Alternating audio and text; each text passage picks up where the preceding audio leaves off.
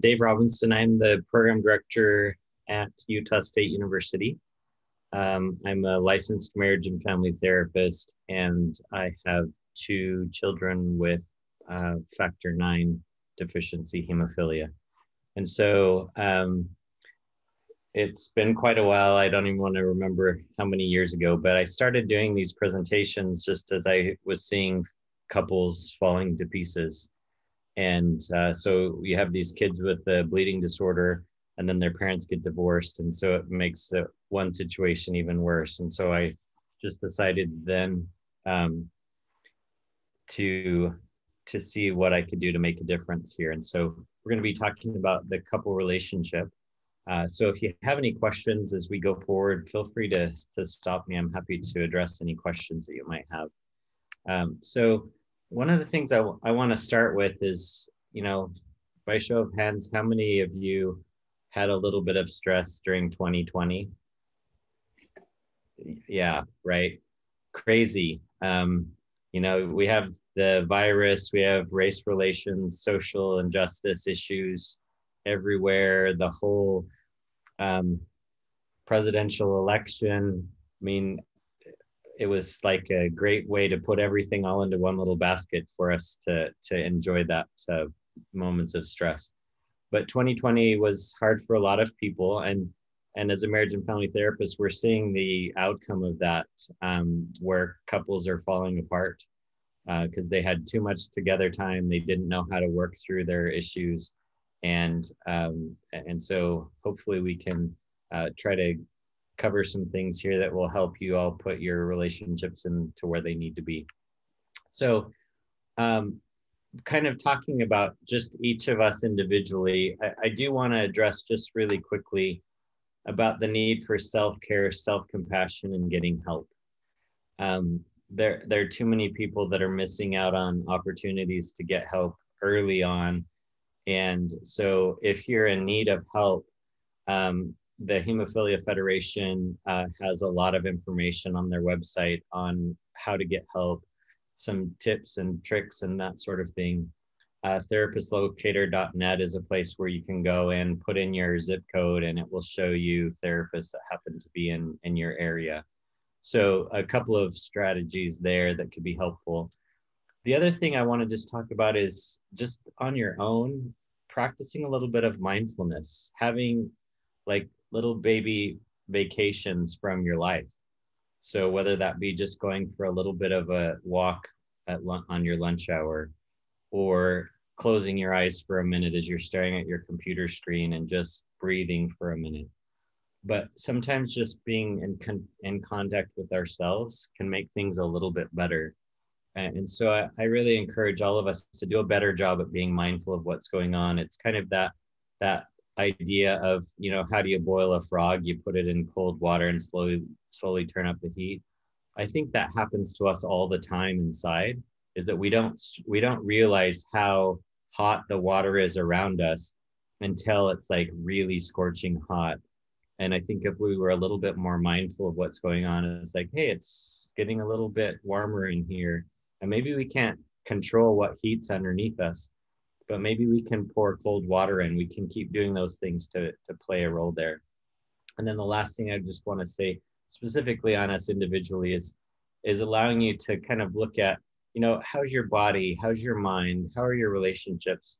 What about that kind of sense of awe about life, about people, about connections, maybe a religious component, but definitely a spiritual life? And what is going on there that makes you feel connected to other people? And I think looking along all four of those things, maybe there's a few things that we can each do a little bit better, and kind of promise ourselves that going forward, I'm going to do a little bit better as I go forward, because we deserve to do better. I guess one of the things that I need to say, again, as we finish up this individual focus here, is that we need a lot more kindness in this world. We need a lot more people that are willing to be present and kind with each other. There's a lot of meanness and a lot of bad things going on. And so if we just try to change with just the people that we interact with, maybe we can start start an epidemic of kindness as we go forward. So think about that, what you can do to make your life, your family, your connections, your friends, your work, whatever, make it a little bit better place. And I promise that turns out to be good for us and for everybody around us. So here's the crew. So I have 5 kids. And it's gonna be hard for you to figure out, but the ones with hemophilia, you already know which ones they are, right? They're the craziest ones. They're the ones that are always doing things. So the one with hemophilia is holding his brother with hemophilia's head over a rock and holding him by one leg. So, and then I have 2 daughters, and then the son over here, he does not have hemophilia. And then here's the updated picture there. They've grown a little bit, and we've added a couple of extra people in the process. And so these are the 2 here with hemophilia. My youngest son is 16 and is playing on the JV soccer team tonight at 7. And so we have found ways to allow our children to live their lives and to find joy and happiness as they go forward, because a bleeding disorder doesn't have to stop them from finding their way. I do want to say it's a little funny. So soccer player, and then the boy without hemophilia, what did he do?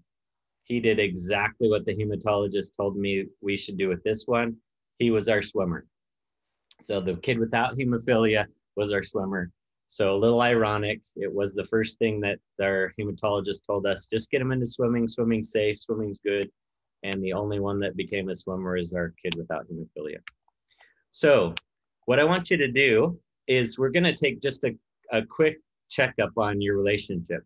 So this may be an intimate relationship. This may be a marriage. This may be with your partner. This may be just kind of what you want in a future relationship if you're not currently in one. And I'd like you to think about, if you're currently in an intimate relationship, what are you doing well? What's going well here? And then I want you to look, after you look at that for a second, what could we do to do a little bit better? And so the goal by the end of our talk discussion today is finding one thing that you could do a little bit differently, but not something your partner can do a little different. Only the thing that you can do different, because you can control yourself. We can't control what our partners do. So here are the things that I want you to look at. Emotional connection. So that feeling of, I feel safe and secure, and I can share what's going on inside of me with my partner. So 10 would be perfect. I can do that all the time, whenever I need to.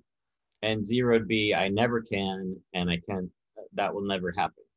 Communication. So emotional connection and communication, those can be perfectly tied together, and sometimes they're completely separate. So people feel fairly emotionally connected to their partner, but they don't talk a lot. They don't share a lot of words, and that relationship can work okay. And then some couples that talk and talk and talk and talk, but they never get to anything very deep. And then the last 2 are the physical part of the relationship, the non-sexual touch. So that's everything that's not involved with intercourse. And so it's also the thing that tends to become problematic more quickly with couples that aren't doing well. I've had couples that are actually divorcing and have a great sex life, but they don't touch each other. And so that's what I want you to be thinking about as we move forward. And then obviously the sexual part. And we did a study recently, a nationwide study on intimate partners and their sexual relationship. And what we found is that communication style with one another, some couples are really good at communicating with each other, but they have 0 sexual communication. They don't talk about their likes and dislikes and what works and what doesn't work and that sort of thing. So I'd encourage you to think about that. Is that something that you maybe need to do a little bit better on? Is like, I need to share a little bit more about what I like, what I don't like, what's important to me. And let me share just a quick story. So I had a couple that they had been going to Chili's. I don't know if Michigan, do you have Chili's in Michigan? So Chili's, not the fanciest restaurant. It's not bad. It's not my favorite. But they had been going to Chili's every Friday night for 3 years. And during the session, the wife looked to the husband and said, one thing I do want to talk about is I don't like chilies. And he's like, I don't like chilies either. So neither one of them had bothered to say that they didn't like it. They were going there because they thought their partner wanted it. And the other one was going there because they thought their partner wanted it. And it really is crazy. And I think that plays a role in sexual relationships too, is that sometimes you keep going to Chili's, but you don't really like Chili's that much. And the only way to fix that is to start talking about it. Okay. And again, like I said, if you have questions as we come along, you can bring them up. You can also send them in the chat, and Angela will kind of find a good time to interrupt, and I'm happy to answer any questions or even have any discussion of what's going on. So the other thing I want to talk about is I see this happen all the time where you have friends, partners, and lovers that get together, and then they have children. And then they become parents, moms and dads, and they forget the friend, partner, and lover component. And I call that the parenting syndrome, where you just forget about being partners, being friends, being lovers, being companions, and you just learn how to co-parent. And then, so at 7 years and 27 years, they call it a bimodal distribution, where there are two peaks. 7 years is when there's a high divorce rate. And that's usually when the kids have come into the picture and started bringing things in that like, well, I didn't sign up for this. And 27 years is usually after, as toward the end of when the kids are either leaving or they've already left and the parents have nothing in common anymore. So I want you to all think about, how are you doing on avoiding the parenting syndrome? I'm not saying it's not important to be good parents. That is absolutely the case. But they need to come after the relationship, in that we want to take care of the kids. I'm not saying we can neglect our kids, but one of the best things you can give your kids is a good relationship with their parents. And so think about that on how you're doing and what you might want to do a little bit better. So let's talk about 4 things that tend to be problematic in relationships. So John Gottman is a researcher. He's done research with thousands of couples. And he found from looking at all of their videos, there were 4 things that got in the way of good relationships. And actually, he feels like he can predict divorce with pretty high certainty by the presence of these things. Now, I will say all relationships have these in them. It's the degree to which they are in your relationship that it causes the biggest problem. But what we want to talk about is, how do we start to minimize these things?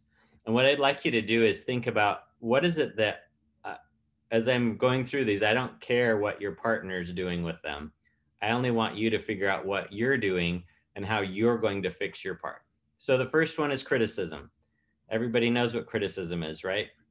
Anybody want to be daring and share an example of a criticism, what it would sound like? Because Zoom meetings aren't all that fun, right? So let's start having some fun. Why don't you do the dishes? Oh, Susan's talking, but I didn't hear her. Oh, I said, why don't you take care of the dishes? You know, if I fix the meal, you take care of the dishes. You clean up. Anybody hear Susan? Oh, you can't hear me? I can hear her. I can hear her. It doesn't even say she's muted, so I don't know. But her example was, if she cooks the meal, why don't you take care of the dishes? I think it would be, you always do the dishes wrong. Yeah, that's better. I'm not sure I can hear anybody anymore.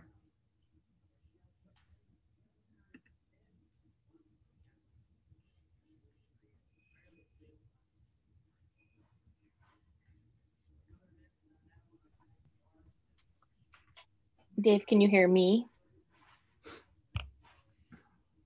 Let me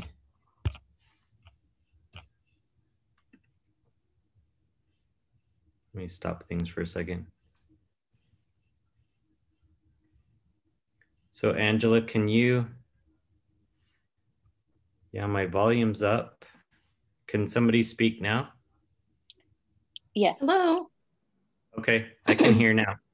So Susan, I don't know what happened there, but what were you sharing? Someone made a better example than me, and because I was talking about doing the dishes, but what was the other? Someone else made a different comment that was an improvement on my criticism.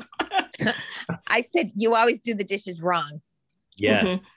Great. That's a great example. And it's also the best way to end up doing the dishes yourself for the rest of your life, right? And that happens all the time, right? It's not just women, it's not just anybody. It's, you know, we have ways that we should do, we think things should be done, and then we say, oh, do it this way, and then you end up doing it yourself the rest of your life. So we just have to be careful with that. And then the next one, I'm afraid to put my slides back up because I'm afraid I won't be able to hear any. That's never happened before. So can somebody try to talk again just really quickly? Can you still hear us? Oh, yes. Okay, good. I'm not going to touch anything now because I don't want. So defensiveness is the next one. Anybody know anybody that's defensive that could give a great example? Well, to the dishes example, being defensive would be, you can't do the dishes better than I can, or you do them even worse. Right. So what happens there when a couple is trying to have a discussion, they start fighting about how they're talking about what's going on, and they never resolve the problem. And so criticism and defensiveness are horrible bedmates, right? They tend to feed on each other. You know, a little bit of criticism comes out, defensiveness comes in, attack comes from both sides, and it becomes this cycle. And I will tell you, and I want you to know this little secret about marital therapy. We're looking for those cycles and interrupting those cycles more than we're looking at who's the bad person. So I want you to think about that. I want you to do that in your relationships too. We're not looking at who's bad, but what's happening between the two of us that we keep getting into these little cycles. And once you can start noticing those cycles, you can start interrupting. It was like, oh my gosh, here we go again. I said something, you got defensive, and then we're just going to go down that road. So contempt is the next one. It is the worst of the four horsemen. It's usually when you're willing to just say and do whatever it takes to get the other person to leave you alone. So that's where you're having an argument about dishes. Pretty soon you hear your mother's fat and your dad's ugly. It has nothing to do with the conversation, but you're really trying to hurt the person. And so contempt is something that we have to avoid. It happens in most relationships sometimes. It happens very rarely in happy relationships. And then the final one is stonewalling. And all of you will know either you're a good stonewaller or your partner's a good stonewaller. And it's just what it sounds like. It's where you put up the little brick wall and you say, talk to the hand. I'm not talking anymore. And some of you may be professionals. You can stonewall for a whole 7 or 10 days, right? You just don't talk to each other for that long. And that's where it gets a little problematic, right? So I want you to look at this, and I want you to think about this cycle that's going on with this couple as we watch this short little video clip. Well, I'm gonna go do the dishes. Cool. It'd be nice if you helped me. No problem. We'll get them a little bit later. I'm just gonna hit the streets here for a little bit. Gary, come on. I don't want to do them later. Let's just do them now. Take 15 minutes. Oh, honey, I am so exhausted. I just honestly want to relax for a little bit. If I could just sit here, let my food digest, and just try to enjoy the quiet for a little bit. Get some, get some, get some. That's what happens. And we will, we can clean the dishes tomorrow. Gary, you know, I don't like waking up to a dirty kitchen. Who cares? I care, all right? I care. I busted my ass all day cleaning this house and then cooking that meal, and I worked today. It would be nice if you said thank you and helped me with the dishes. Fine. I'll help you do the damn dishes. Oh, come on. You know what? No, that's not what I want. You just said that you want me to help you do the dishes. I want you to want to do the dishes. Why would I want to do dishes? Why? See, that's my whole point. Let me see if I'm following this, okay? Are you telling me that you're upset because I don't have a strong desire to clean dishes? No, I'm upset because you don't have a strong desire to offer to do the dishes. I just did. After I asked you. Okay, so put on your best therapist hats. tell me where the problems existed in this encounter.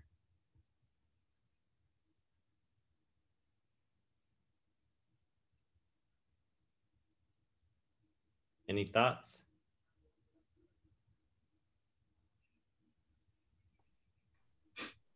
Well, no one was able to be direct about their needs. Okay, good. So by show of hands, how many thought the man was in the wrong?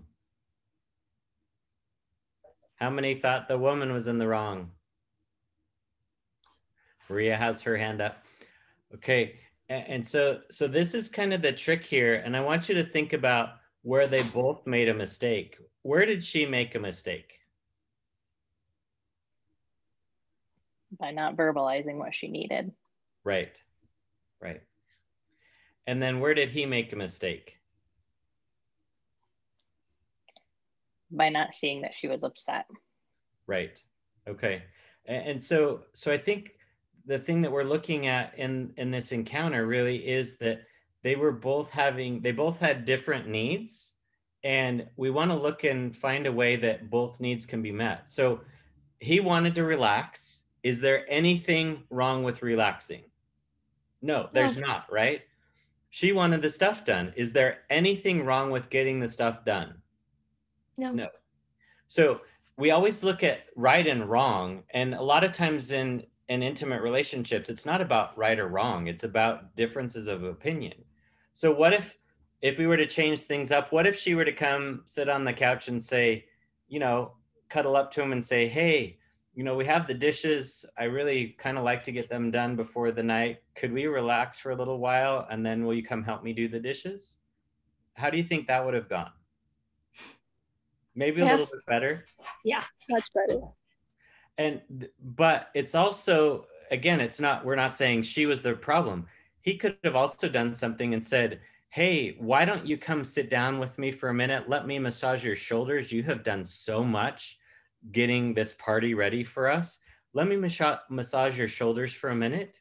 Let's just relax for a minute, and then I will get up and do the dishes, or we can go pound them out in 10 minutes together. But relax for a minute. So it's trying to help them find a way to negotiate something that is workable and mutually beneficial for both parties. Okay, does that make sense? Sure. But it's easy to say, oh my gosh, he's kind of an ass. She's just asking for help with the dishes, and he's just playing on his video games. It's easy to get stuck in that mentality that somebody's right and somebody's wrong. And I'm not saying that what he did was right, but it is also good to look at seeing relaxing isn't that big of a deal. It's not a problem. It's just that they hadn't communicated it. So nice work there, fellow therapists. So I'm going to skip this one, but I want to go to this one and spend some time. And if anybody wants a hand, I can't remember if Angela, if you guys have handouts, but if anybody wants a handout, if you just let Angela know, I can get you a handout. Because I'm a little confused on if we sent handouts or not. I can't remember. But this one is really helpful because it talks about, and again, I want you to look at where you have the biggest problem. Are you a criticizer? Do you get more defensive? Do you tend to get a little bit sassy and contemptuous? Or are you more at stonewalling and finding a way that you can do what you can do to make it a little bit better? So that what they call the antidote for criticism is using a gentle startup. And what that means at the bare bones is to say, hey, I would like to not fight with my partner tonight. I would like help with the dishes. I want us to connect with each other.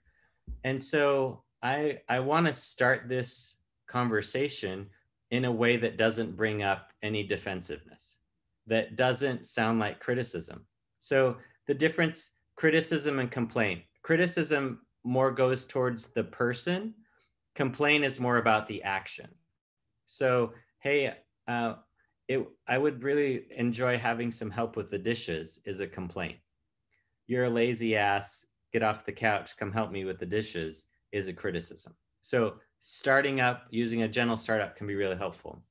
Defensiveness is the next one. So if you're more defensive, this is a hard one because people who are defensive forget to do this all the time. And basically it is taking responsibility, thinking that behind every criticism, there is a kernel of truth, and your job is to find that kernel. So if she says, you're a lazy ass, why don't you ever help me with the dishes? The defensive person has to say, what is it that he or she, either one, whichever your partner is, what is it that they're trying to say to me? I'll forget the lazy ass part. I'll forget you don't help, but they feel like I'm not helping as much as I'd want. And so taking responsibility is saying, it does sound like you need some help. And I hear you. Do you hear that? How that simple change is that you're still hearing it. You don't hear, because, sorry, my brain's going 20,000 miles a minute. Because a lot of times it's whoever strikes first is the bad guy, and then the next person can do whatever they want. So if I get criticized, being defensive is not a problem because my partner started it, right? But the reality is I'm responsible for my behavior. And so even if I'm severely attacked via criticism, I still want to not get defensive. And that is a really hard skill for a lot of people to understand. But I promise you, it makes your life as the defensive person so much better, because your partner comes up with this balloon full of criticism, and you can just go, whoop, let all the air out of it. Because, you're right. I didn't help. I should have helped. And then your partner's like, do you have a fever? Did you get hit in the head at work today? What's going on here? This doesn't make any sense. But you've really taken out that criticism because you're saying, I hear you, I get it. And it goes back to what we talked about. Let's make this world a little kinder place. Contempt, this one, again, I hope isn't happening in any of our relationships, but this is the antidote for this is if you get into those where you get really mean and really nasty with each other, it's that building a culture of appreciation, which basically means we got married or we got together because we cared for each other. We want to remember that. And we want to remember that that culture of appreciation, that we're not going to say things to hurt each other, because there's a foundation of why we're doing what we're doing. And then the last one, is stonewalling. And this one sounds a little weird, because defensive people, you think they need to calm themselves down some. It's really the stonewallers, because what they're doing is like, what's going on right now is too much for me. I cannot deal with this, and I'm going to shut down and I'm going to go away. And so the physiological self-soothing is to say, I feel like running away right now. This is more than I can handle. And that person needs to say, hey, I'm feeling overwhelmed right now. I feel like the water's up to here. I'm drowning.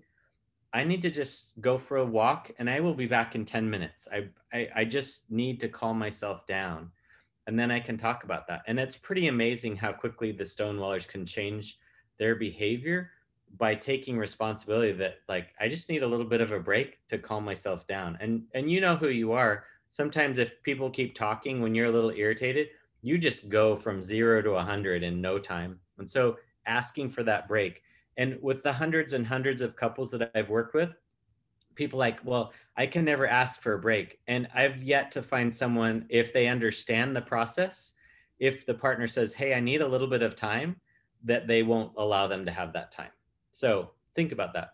Any questions about these and the antidotes? You all have what you're going to do differently, right? Okay. Again, if any questions, I'm going to keep going, but I'm happy to stop or ask any questions that you'd like. So how do you react to a stonewaller? Sometimes what you have to do is help them see that they need some time. And to just, instead of, because what we end up doing, if you're the non-stonewaller, you get pissed at them.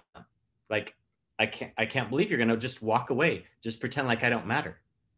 Instead of saying, and that's, again, the defensive part is like, I need to notice that my partner is upset right now. They seem overwhelmed. And I know if I keep chasing him or her, it's going to get worse. And so I can say, how about we just take a quick break? Let's go for a walk. And maybe there's a large block by our house, I will walk this way and you walk that way, and we'll meet at the stop sign on the other side.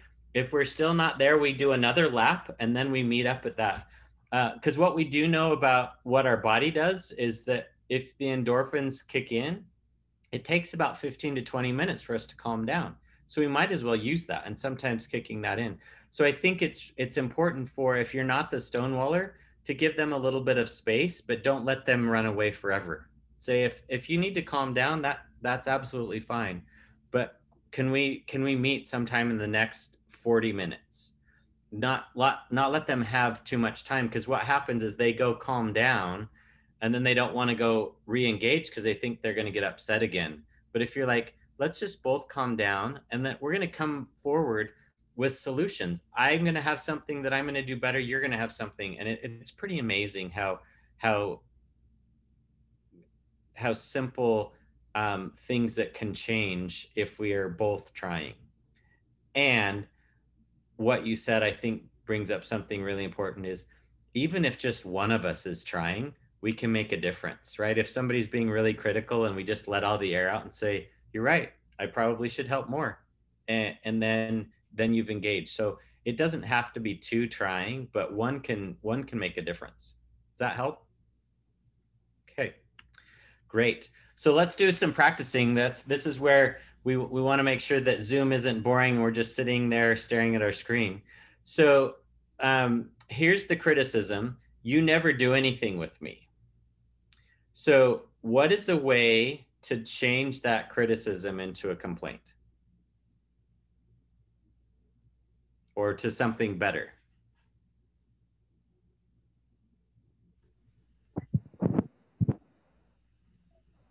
Maria? Oh. You could ask them to do something with you. Absolutely. So it's too often it's like, man, you haven't taken me on a date for 35 years. Or you haven't done anything with me forever. Ask for what you need. Don't complain about what you don't have. Don't criticize for it. So absolutely, I think that's a good one. Could we schedule a date this next week? So much more positive, and the softened startup, it's more likely to actually happen. But if you attack them, it's not going to work. So defensiveness. I took you on a date last year. That's a good defensive response. Using the antidote of looking for the kernel of truth, what's a way to answer this when somebody said, you never do anything with me? What would the defensive person need to say to that?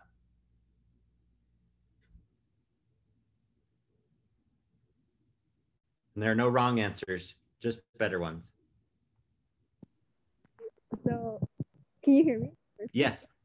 All right, well, you could say something like, it has been a long time. Oh, I could hear you, Maria, and then you faded out a little bit. Okay, now? Yes.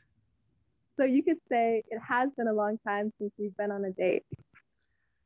Maria, you're an expert. That's exactly it. The kernel of truth, which is your partner is saying, I want to spend more time with you. So why not just say that? I can see we need to spend more time together instead of fighting over how many weeks it has been. And you all know this, that tends to be a big problem for a lot of couples when it comes to sex, right?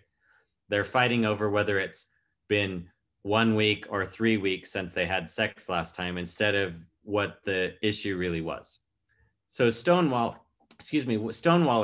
what is the stonewaller going to do in this situation?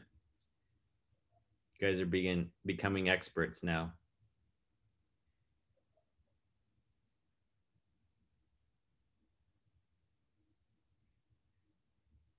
Remember, all they need is to self-soothe.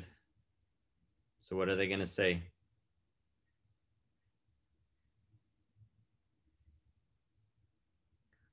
All right, I'll give you this one. I need to calm down. I'm going to go for a walk and I'll be back in 15 minutes, right? Again, asking for what you need, but not asking for more than's reasonable. And anybody can let anybody go away for 15 minutes. Most people don't ever want to let stonewallers go because they go and never come back. So that's the fear. And that's what stonewallers need to realize, is that you can go, but you can't just go and never come back, and or say, let's talk about it on Sunday. That's not soon enough. And then the last one, you are stupid. What was somebody with, if they're trying to fix the contemptuous stuff, is really, you know, I value you and I want to understand where you're coming from. So we don't say things to harm the other person as we move forward. So nice work, everybody. Are you starting to see how these things are actually fairly simple to do? They're just harder to do because we get into our emotional mind and we don't think through the process. And so sometimes, hopefully a few of you this next week, you're going to fall into one of these traps, and then you're going to walk away and say, oh, this is what I needed to do differently. And then maybe you go back and fix it. That would be cool. And truthfully, that's a pretty cool thing about relationships, is that we can find forgiveness and grace for our partner as they make small mistakes, if we're willing to acknowledge those as we go forward. So why do we need to work on our marriage or relationship? And for that matter, these are the things that play a role in making our relationships good. And this is what good relationships do for us. People are happier, healthier, live longer, they're more productive, they have all of these things. So it's really important to think about having a good relationship. And what we're finding today in our relationships is couples just that are in bad relationships, they just keep themselves really busy at work, really busy with kids. They don't, they don't interact with each other enough. And so then they don't have to even think about their relationship. And I want us to change that, because there's some pretty cool things that can come from a good, intimate relationship. So here's what we know about effective relationships. A lot of times you may look at like your grandparents or your parents or your aunt or uncle or maybe a friend, that they have the perfect marriage. It's like they never fight, they never do anything wrong. What we really know is good relationships resolve conflict better. It's not that they don't have conflict. And that's the problem. A lot of times, if, you know, some people have like their grandparents, they had this amazing relationship. It was perfect. You know, he would open the door for her and they were so polite and nice and kind to each other. You know what happened? They worked through all the hard stuff a long time ago and they figured out how to do it. It's not that they didn't ever do it. And I think that's what why we have so many relationships that fall to pieces, because it's like, man, we fight and fighting is bad. It's how you fight and how you resolve conflict that makes the difference. So reactivity is the other part that plays a role. Is like, if every time your partner says something, you react to that, that can be really problematic, right? Instead of saying, hey, we're in this, I'm sure that he or she made a mistake, that they didn't mean to attack me. And so I want to know what was really going on. Hey, could we just rewind for a few minutes? Because I'm a little confused. I don't even have to get mad. I don't have to get defensive or contemptuous or be critical back, but I just want to start things over a little bit. So our immune system works better when we're in a happy, intimate relationship. And here's the cool thing. If you're in a bad relationship, at least you get out of it 4 years sooner, because people in happy relationships live 4 years longer than those in unhappy relationships. So at least you can get out earlier if it's really bad. But I guess what you're hearing from me is let's fix it. Why not fix it and find happiness in our lives? So I'm going to skip this part for time, but I would like you just to think for just a second there. You know, sometimes we forget about when we're having a hard time, why are we even bothering? What was it that brought us together? And sometimes that relationship reflection can be really helpful. Maybe you get out your wedding album or your first date or the birth of your first child, or whatever those key parts of your relationship was. Reflecting on that can be really helpful. So remember that if you're struggling, you haven't had a date night for a while, maybe you pull out a photo album and just go through it and talk about those memories. So I think it can be really helpful as we look forward to that. So this is called the Sound Relationship House. Again, if you want the handout, just let Angela know, and I'm happy to get it to her and she can get it to the group.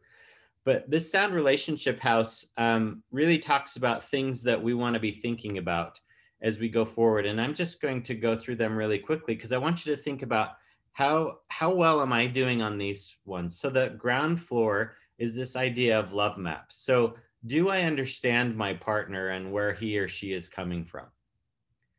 What is it that they like? What is their favorite color? Who's their best friend? If they had a dream trip, what would it look like? So sometimes we have to ask those questions. And Gottman has, even on your phones, you can get the love map cards where you can just pull them up on date night and just ask each other questions, just to kind of reflect on these things that, hey, I never thought to even ask you these things. And it can be a lot of fun. Sharing fondness and admiration. I mean, who likes to be yelled at all the time? Who likes to be treated like dirt? Nobody does. And so sharing fondness and admiration can be helpful. Now, let me share one thing really quickly. So if you think about, say that there's a line here, like anything below this line are your expectations. So whatever your roles are, say one of you mows the lawn, one of you does dishes, one of you does this with the kids, one of you does that with the kids, one of you does the taxes, one of you balances the checkbook. So those are all expectations. And here's what I want to share with each of you. Those things are just as important as those things that are above and beyond the expectations. So if somebody makes you dinner, say, thanks for dinner. If somebody mows the lawn, hey, thanks for mowing the lawn. We need to start appreciating each other for the things that are just the normal day-to-day things and not waiting for like, oh, wow, he went out and bought me a diamond ring. Now I'm going to say thank you. No, let's start looking for those little things and show that fondness and admiration. Turning towards, there's this idea of bids. How do we understand that our partner wants connection? And how do they ask for those? And we need to pay a better attention. What Gottman found out about these bids for attention is that couples on the brink of divorce had as many or more bids for connection as those who were doing well. It's just they were completely ignored by their partner. And so I want to make sure that we're not ignoring that. The positive perspective, again, what's going well? And maybe we expect the best out of our partner instead of the worst. Being able to manage conflict, as we already talked about, and then making our life dreams come true. And part of that goes back to the love maps. If you don't know that your partner wants to retire at age 57 and move to Costa Rica, that would be probably a thing that you'd want to know, because you probably have to start working on that a little bit. The other thing, they had an interesting study with couples. They had a small group of couples. I think there were 30 in each group. So both groups of couples, their job was, we want you to plan the dream vacation. And one of them, they were given a amount of money to actually go with that. So they could plan the dream vacation within those certain bounds. And then they tracked these couples before and after the vacation, or for this couple, all they did was plan it. And what they found is there was zero difference in the benefit to the relationship for the ones who went on the vacation as it was with the ones that just planned it. They got together and they dreamed and they went through a process. And so that's pretty cool, that we don't have to have gobs of money to start dreaming. And yes, we want to work towards having some of those dreams come true. But sometimes just getting together and say, hey, let's buy a castle in a Scandinavian country. And you start looking at castles, and you're never going to buy a castle, but there can be a lot of fun in that. So think about these, making the life dream come true. Sometimes it's just the dreaming that makes the difference. And then creating a shared meaning. What is it that brings us together as a couple? So, say, and again, remember, these are like concentric circles that hook together, that there's this middle part that we share together, but there's also these outside parts. If you really like shopping, or your partner really likes shopping, or you really like golfing and your partner really likes whatever, it's okay for us to have different plans, but we need to make sure that there's enough in the middle to make us enjoy each other's company. Okay. So the goal is having more positives than negatives. So in the relationships I see, the ratio is completely upside down, 1 positive to 10 negatives. And the goal really is, in happy couples, it's 1 negative to 5, 10, 20 positives. And that's what we want to do, is try to start stemming the tide and switching it over to being more positive than negative. So the last thing that I'm going to cover tonight is this idea of coming together as human beings instead of as lizards. Okay. So regardless of what your relationship is, who your partner is, it doesn't matter. But what we do know is couples tend to, once they start getting upset, they become lizards, meaning in our brain, this back part of our brain, it's called the reptilian brain because that's the only brain reptiles have. It's the fight, flight, or freeze stuff. And then all of this squishy stuff that's up here that makes us the greater monkeys goes out the window. We're just flighting, or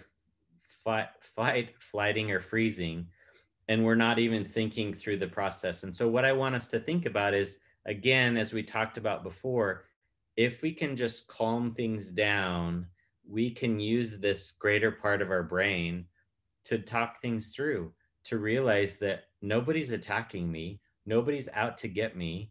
And if they were out to get me, let's clear that up. Let's find better ways to talk to each other. So don't forget this part of getting so overwhelmed that we tend to forget what's going on in our brains. So with that, whoops, wrong button.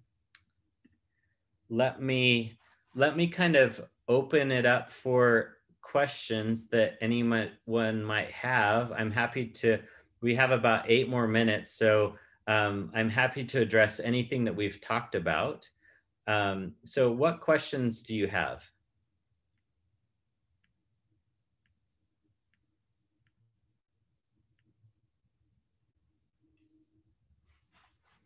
Any discussion points? I can cover a few other things if you would like, but I also want to see if want to make sure that there's plenty of time to discuss anything that you might want to talk about. I liked the concept of anticipation. So, you know, planning a trip or a dream that you may never accomplish, but the anticipation of it is really fun. Absolutely. And again, we have a whole lot more control over those things, because especially with COVID, nobody's traveling, right? Nobody's doing anything. But if you would have started at the beginning of COVID planning this amazing vacation for a whole 12 months, that would have been a lot of fun. And so I think we can look for those fun things to do. How many of you like country square dancing or swing dancing or whatever? The cool thing is, if I get couples to say, why don't you go try that as a couple? And if you both hate it together, you have just found something that bonds you together. We both hate country swing dancing. And there is nothing wrong with hating country swing dancing together. But one of you may really like it and the other one doesn't. And so then you have to figure out, how do we find it so that we both have some joy in there? And I think that can be really helpful. But it's not necessarily finding the key thing that you love to do. It's more about exploring those things. And so try to push yourself out of your comfort zone. Maybe you go and do a pottery thing and you both find out you really love it. Or you start to garden and you find out, hey, that's interesting. Or a couple that I know of, that their kids just left their house and they started bird watching. And so their kids mock them mercilessly, but they love it. So it doesn't matter, right? So that's the cool thing. Other questions, comments? Again, you can type it in if you want. So as you're thinking, let me just talk about 2 more things. One is the need for responding with empathy. And if you haven't watched it, there is a nice little, it's like a 8-minute clip by Brene Brown. If you type into YouTube, Brene Brown Empathy. It's a really good thing. And if with your partner, just watch that sometime this weekend, because I think that's part of the problem, is that we forget that we both have needs, we both have wants, we both have desires. And can we respond with empathy to what's going on? And, you know, if you have a friend who loses their mother, that's the time when you want to say, you know, I don't know what to say, but you know that I'm here for you. Can we go to coffee? Can I come over and just sit with you for a while? You're not fixing the problem, but you're saying you matter. And I think we need to do that in our intimate relationships, making sure that they feel like they matter.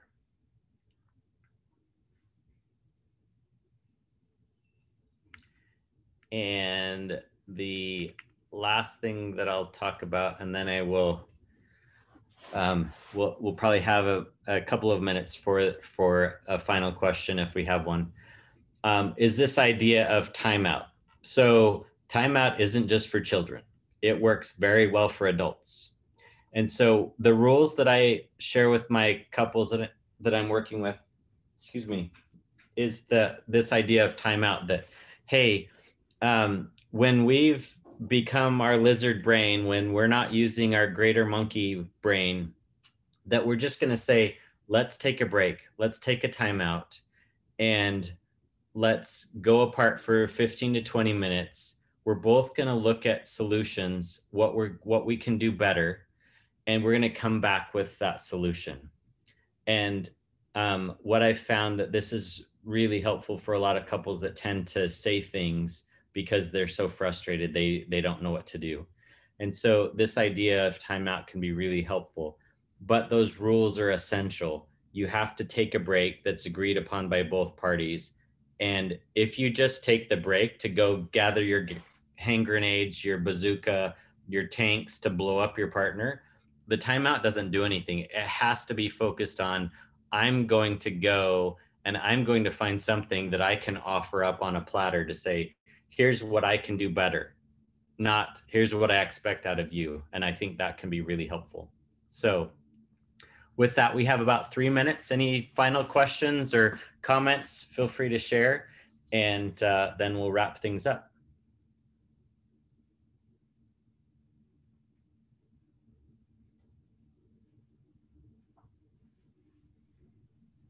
All right, well, people are getting brave and thinking of the questions they want to ask. I'm going to share a little bit of information with you.